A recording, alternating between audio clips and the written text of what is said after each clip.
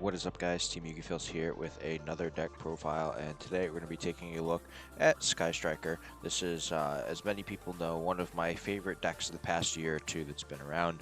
I love playing this deck. It's very, very fun. Especially now, no engage means you just have to actually be good at playing the deck, which is kind of how it should be. You know, with engage, it's kind of just free to win games, whereas now you actually have to put in the most amount of effort that you can in order to do well with it, which I really enjoy.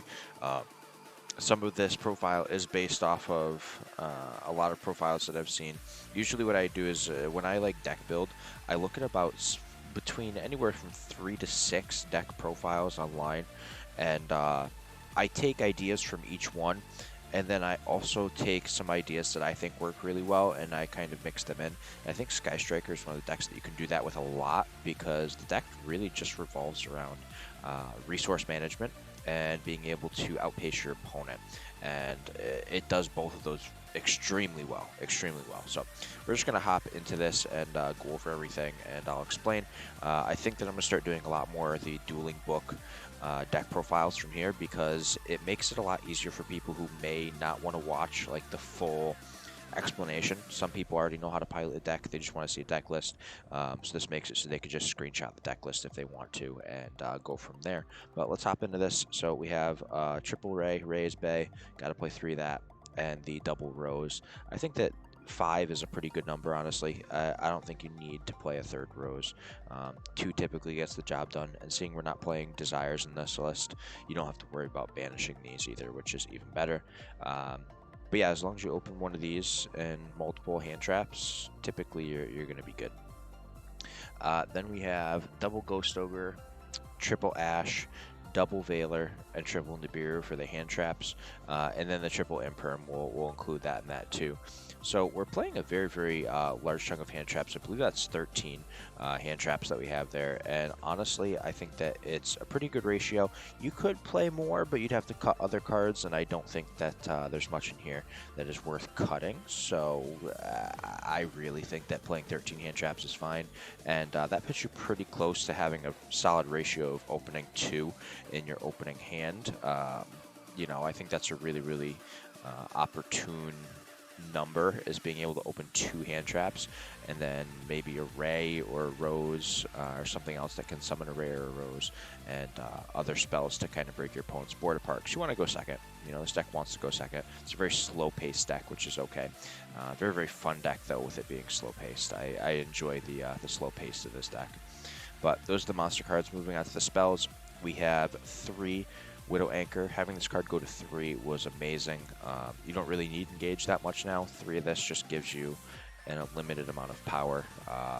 Honestly, being able to negate a card and steal it if you want to, use it as link material or whatever else you want to use it for, or even attack with it, that's even better. It just gives you so many opportunities to completely clear your opponent's board out and do some pretty nutty stuff. Then I play 3 Shark Cannon. I think that Shark Cannon is very, very important. It's kind of underrated. Like, people don't think that Shark Cannon is that important, but it's really, really important, because seeing Called by the Grave went to 1. Now we need more cards to out graveyard monsters and things like that kind of work off the graveyard. And, you know, Eldritch is a pretty prime example. The fact that Plague Spreader Zombie is being played more, that's a really good example. So there are multiple things that, you know, are kind of leaning me towards keeping this at 3, and I'm trying to see if I can find space to fit the 1 Call by the Grave, but honestly, it's pretty tough to do that. So I'll probably just stick with the 3 Shark Cannon and go with that. But moving on to some of the 2-ofs here, we have 2 Afterburners. I play the 2 Afterburners. I think that it's definitely important to play 2 of this card. It just gives you more ability to out cards on your opponent's board, and kind of just play through whatever they have, and hopefully wipe their board out. That way you could just keep poking for 1,500, or, you know, if you're playing Kagari, a little more than 1,500. You know, it's kind of just the little things that count in this deck. You're just pushing for small amounts of damage over a course of turns, and then just making a bigger link monster like your Access Code Talker, and pushing for game from there. So 2 Afterburn is really good. And then we have 2 Area Zero. I think that 2 Area Zero is perfect. You really, like, it's good, but you don't need it like you did with, you know, Striker with Engage. You know, Engage really made it so playing 3 of this was important. But seeing we don't have Engage anymore, playing 2 is fine. I think that 2 is perfect. And if it gets destroyed, then you can summon a Rare Rose from deck. That's pretty good too. Then for the 1-ofs for Strikers, we have 1 Hornet Drones and 1 multi-roll. These don't really need explanation. If we get multi-roll back to anything that is more than 1, I think that this deck can be really good. I just don't think Konami's ever going to give us this card to anything more than 1. It'd be a gift if they did, honestly, because this card is probably ban worthy, to be honest. But hopefully it stays at 1, or it goes to 2. Maybe 3, but I won't get my hopes up. Moving on to the other supporting spell cards, I play 2 Triple Tactics Talent and 2 Lightning Storm. I think that 2 of each of these are pretty important, to be perfectly honest. The Lightning Storm's really good, being able to clear your opponent's board, and the Tactics Talent, considering there's so many negations that are being made with these boards, that let's say your opponent uses one of them, then you can just use the Tactics Talent, and then take one of their cards, or you could strip a card from their hand, or you could draw 2 cards, whatever you need. I think this card in this deck is really good. I don't know why more people aren't playing it, to be perfectly honest with you. But Lightning Storm, like I said, wiping the board is pretty good, whether it's monsters or spell and trap. So being able to do that will definitely get you ahead for sure, and that's what we're looking for. Then double Cosmic. This is just more removal. I think that Cosmic is always a good choice, and considering Eldritch is still a deck, it's definitely the smart choice. I don't think playing like MST or Twin Twisters or anything is that smart. I think that Cosmic Cyclone is probably your best bet for removal in that manner, and it definitely helps, honestly. I love playing Cosmic Cyclone. This is one of my favorite cards to play in almost every single deck. There are a few decks that I don't play it in, but almost every single deck I like playing this card. Then the 1-ofs, we have 1 Mystic Mine, 1 Terraforming. Terraforming can either grab you the Mine or it can grab you the Aerozerio, whatever you need. I think that Mine is really good in this deck. It's just that you don't want to main deck multiples of it. It just doesn't work that well if you main deck too many of it. So I decided to side deck some other ones and just go from there. And then we have Reinforcement Army and Upstart. Not too much to explain here. It's basically a search and a draw. Upstart makes your deck 39 cards, and Rhoda grants you access to your Ray and your Rose more easily. So technically you're playing the Rhoda, the Hornet Drones, the Rose, and the Ray. So you're playing a decent amount of ways to get to your Link monsters, which is really good. So definitely keep that in mind. Fully worth playing both of these. And then I already explained the Imperm with the hand traps, so that doesn't need any explanation. Moving on to the side deck now, though. We have 3 Gamseel. This is primarily for Dragoon, or any like big combo deck. Just being able to out a card that you might need off the field is pretty good. I don't think that this is something out of the ordinary. I really like side decking Gamseel against a lot of decks right now because Dragoon is so prominent. You kind of have to play around it, and this gives you the ability to do so. So Gamseel's really good.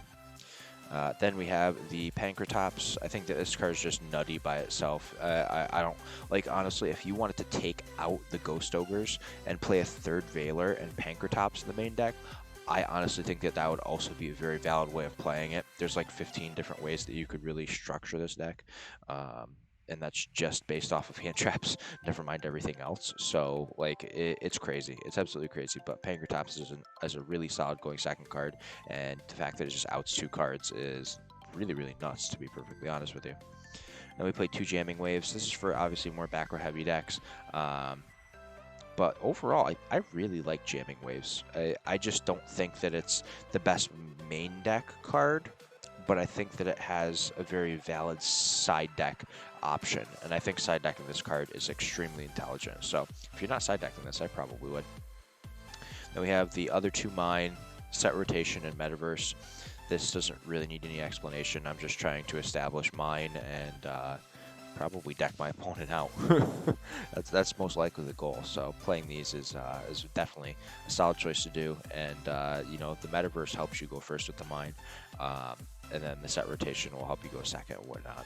And going second with these, if you can bait out all your opponent's negates, is really good. Then we have 2, There Can Be Only One, and 3, Solemn Judgment. These are all in case we know our opponent is going to make us go first. You know, this is kind of the important package to play in this deck. If you wanted to, like if you really want to play a third of this, you could either cut a Gam Seal or Jamming Waves, but I honestly think that it's okay at 2. Because you could toss in the Metaverse in like a Mine or something like that, or just Metaverse by itself, so you can already play 1 Mine. And just toss this package of 6 in if you know you're being forced to go first. Just go from there, and that's honestly a pretty good choice too. So keep that in mind. But that is the side deck. We're gonna hop over to the extra deck. This shouldn't need a lot of explaining. 3 Kugari, 3 Shizuku, 3 Hayate, 1 Kaina. Oh, 1 Kaina. Oh, where is it? Come on. It's not. There we go. Now it popped up. 1 Kaina and 1 Zeke for the striker lineup. So basically 3, 3, 3, 1, and 1. I feel like this is pretty standard in most lists. Honestly, my extra deck is probably the most generic extra deck, but it works. That's honestly like how I look at it, is that even if it's generic, this extra deck works very, very well. Then we have 1 Hida, 1 Halka Fibrax, 1 Celine, and 1 Access Code. The Hida is really, really good if they have Ash in deck. If they don't, then it's not as good. But Infernal Knights are another reason that this card can be really good. And Salad, like those 2 decks by itself, give you really, really good chance of being able to push for a win more easily because of Hida. Because that gets you to your Access Code and your Celine and whatnot, and then you can just really pop off and wipe your opponent's board. And then the Hulk, that's the basic stuff. You basically just summon Veiler from deck if you don't have a Veiler in grave, and then you make your Celine, and then you summon the Veiler back off the Celine, and then you make the Access Code, and that by itself is 2 pops minimum because of the Hulk and the Celine, which is really cool, and the Access Code will be at 5,300, so that's pretty good too. But that is the deck profile. I hope that this was a little helpful to people who are trying to play Sky Striker. I've been testing it out on Dueling Book. I'm doing fairly well. I think I'm currently 2 or 3-0 with the deck.